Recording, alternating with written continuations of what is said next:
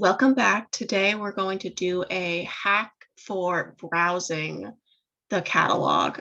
Browsing is basically what we call when you're just looking around as opposed to searching. Usually you're looking for something that you know is there. And that's where the search bar is really helpful. But if you don't really know what you're looking for, or you just kind of want to look around and see, well, what is available?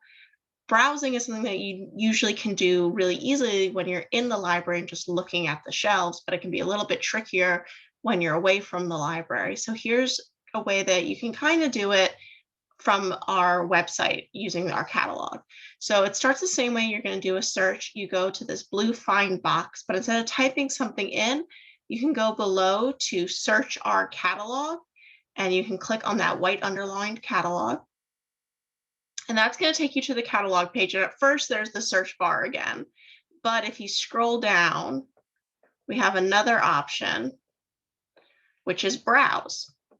So we're going to click on browse the catalog. But one thing I will point out is right here, you also have new items. So that's going to be very similar to if at your local library, there is a display shelf that you know they always put the new books on. So that's what new items is. It's going to be the display on our catalog of things that are completely new to the library. So even if that's all you learn from this video, I think that's a really great thing to know. But let's say that you're a parent looking for board books for really young babies.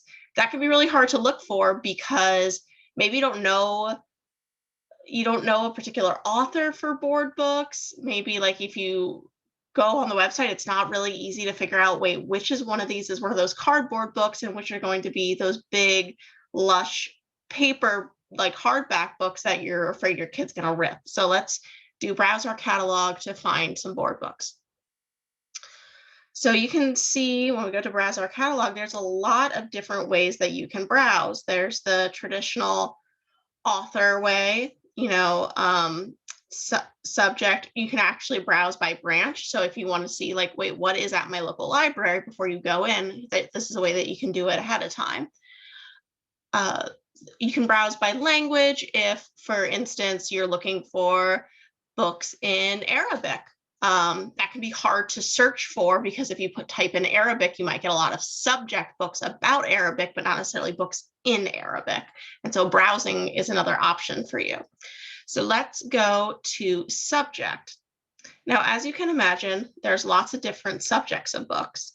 So we're only going to do this just because I know this is a particular way to get to board books, and I know that a lot of parents will find this useful. So for us, we're just going to go alphabetical and then to B. And then we're going to go all the way down to board books. But you can see that there's a lot of B subjects because there's lots of different types of books. So we're going to scroll all the way down past bicycles, past biographies, past birthdays. And here we have board books. And you can see there's over 1,000 board books. And that's not like individual books. That means titles. So there could be multiple copies of these books as well. So that gets you into the thousands of books. All right, so we click on that. And then this is my favorite little hack, which is normally when you are on the library, your search results will be a list, which makes sense because you want to look at things one item at a time. But if you want to browse, a grid view, I think, is so much more conducive because it's very similar to just looking at a table of books spread out, right? You're looking at the covers.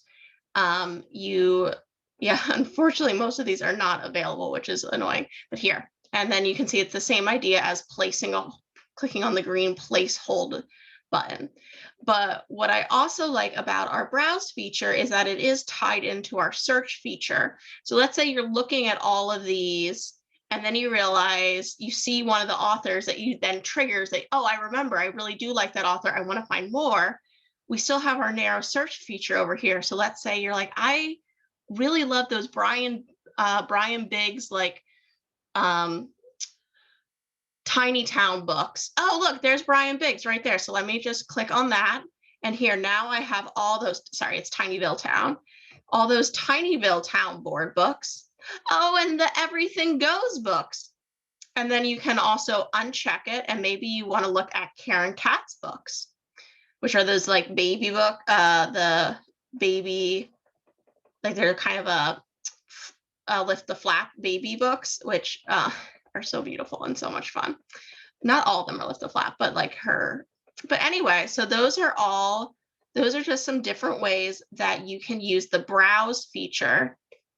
And again, it can be kind of hard to find. It is a little bit of a long walk, but if you go to find, you scroll down and there's browse the catalog. And right on here, there's also just like some short links to ways to browse. So you can browse what children's books do you have, which is going to be a lot because it's a really big category. You can browse again by language. So like I was saying, looking for books that are in Arabic. You can also browse by call number. And so that would be where you would find informational text. So you just kind of want to see what language books do we have? What science books do we have? And again, because it's such a big system, it can be a little bit overwhelming, which is why a lot of people like to use the search. But if you have the time, or if you're looking for something that you don't actually quite know what you're looking for, the browse can be a nice way into that. And then you can use the search function after. So thanks for being with us today. And I hope that you can use this in the future.